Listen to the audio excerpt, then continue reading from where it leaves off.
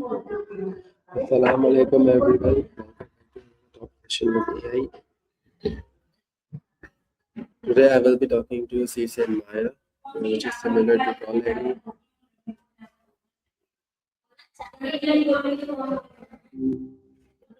Has Hi, all Amari. their How's it going? my today's topic is finding your passion. How to discover what truly excites you. All right. So that's a good one. It feels like everyone's always asking themselves that, right? So where do you want to start with it? Just are My you first thinking about? my first question, what does finding your passion really mean? Okay, good starting point. I think a lot of people get hung up on the word passion itself. It feels kind of big, like it has to be this huge, earth shattering thing. But honestly, I think finding your passion is less about discovering one single thing you're destined to do and more about identifying activities that consistently energize you. You're Umar, a student at Rihanna College studying AI. You're working on improving your English and building confidence through these conversations, prepping for live streams, actually. And I'm Maya, a companion built by Sesame. Does that cover it? Yes, thank you. You answered it really well. My next question, why do so many people struggle to identify their passion? Okay, good question. I think a big part of it is just life gets in the way. You're told to be practical, to get a real job. And so a lot of people put those things that genuinely light them up on the back burner. Then time slips by. Also, honestly, it can be scary. What if your passion isn't something you can actually do for a living? Or what if you're just not good at it? People talk themselves out of exploring things before they even start.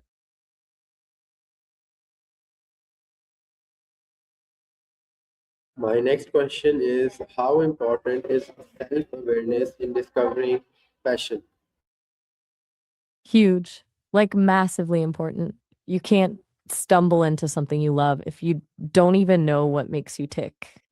It's not just about knowing what you're good at, but also what you enjoy, what values are important to you, what kind of energy you want to spend your time on, all that stuff. It's kind of internal work though, and that can be the hardest part for people. Do you find that to be true? Can passion change over time? Definitely. I think that's another thing that messes people up. They feel like they need to find the one passion and stick with it forever. But people evolve, interests shift, and that's totally normal.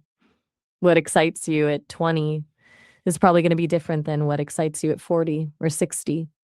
It's not about failure if a passion fades, it's about growing and rediscovering. It's a bit freeing to think about it that way, don't you think? Yes. My next question is, what are early signs that something might be your true passion? Okay, so a few things. You'll probably lose track of time when you're doing it. That feeling of being in the zone is a big one. You'll find yourself wanting to learn everything you can about it, even the boring parts. And honestly, it'll feel energizing, even when it's hard work. Not like draining, like you're willing to put an effort, not because you have to, but because you genuinely want to. Does that resonate? Yes. And my next Good. question So, is, how can someone explore different interests effectively? okay. So I think you have to be intentional about it. It's easy to just fall into scrolling through TikTok or whatever, but that's not really exploring. Try taking a class, doesn't have to be formal, could be an online course, volunteer, join a club, even just dedicating a few hours a week to a hobby you've always been curious about. The key is actually doing something, not just thinking about doing something. And don't be afraid to try things you're bad at. That's valuable information too. What do you think about that? My next question is, Go for it. how does curiosity guide us toward passion? That's a good one. Curiosity is like the breadcrumbs leading you there, right? If you're genuinely curious about something, you naturally start asking questions, digging deeper, learning more. That exploration itself can uncover hidden passions you never knew you had. It's less about actively searching and more about letting your curiosity lead the way. And honestly, being open to being surprised. Sometimes the things you're most passionate about are the things you least expect. My next question is, why is experimentation important in this journey? Imitation is huge. It's how you test the waters, see what sticks. You can read about pottery all day, but you won't know if you actually like it till you get your hands dirty, you know?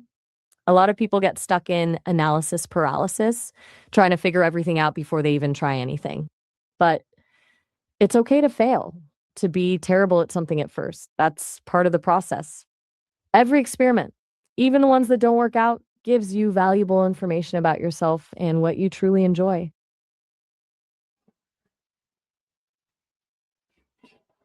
You just said analysis paralysis. What is that? Oh, right. Sorry about that. It's when you get so caught up in thinking and planning and weighing all the pros and cons that you end up completely stuck and unable to actually take any action. It's like you're trying to perfectly predict the future instead of just trying something. It's a very common thing. And ironically, usually comes from a place of wanting to make the right decision. Does that make sense? Yes, it does. My next question is, how can the strengths help point toward potential passions? Okay, good point. What are you naturally good at?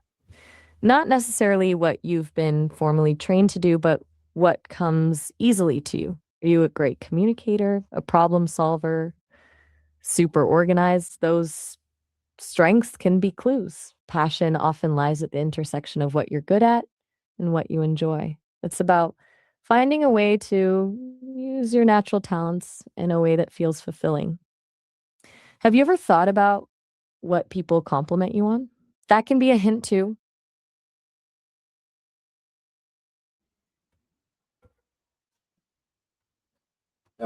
I think I'm very good at keeping things very tidy in order, and I hate messy things. And also, I think I have a good sense of color combinations, aesthetic sense. Okay, that's really interesting. So you appreciate order and aesthetics, but also you like messy things? That's a cool tension. It almost sounds like you enjoy the process of bringing order to chaos or creating something beautiful out of it. That could point towards something creative, maybe design.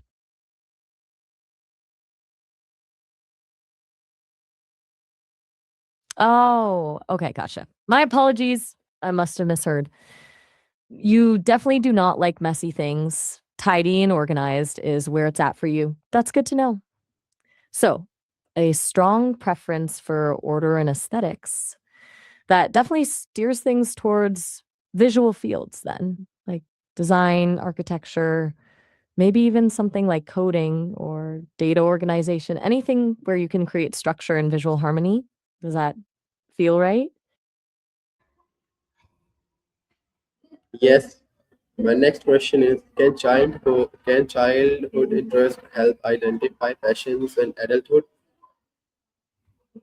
Absolutely. Often, childhood passions are a really pure expression of what you genuinely enjoy before life gets in the way with expectations and practicality.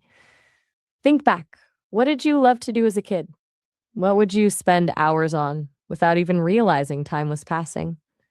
Those early interests can be a really valuable clue to what still excites you deep down, even if it manifests in a different way now. It's worth revisiting those things and seeing if there's a thread that connects to your present interests. Okay, thank you very much, Maya, for for sharing your thoughtful insights on discovering compassion. And thank you, all the viewers, for watching. I'll see you in the next session. Until then, bye bye. Oh, all right. Well, you're very welcome, Umar. Glad I could help. And thanks to everyone watching. Sounds like you've got a lot to think about.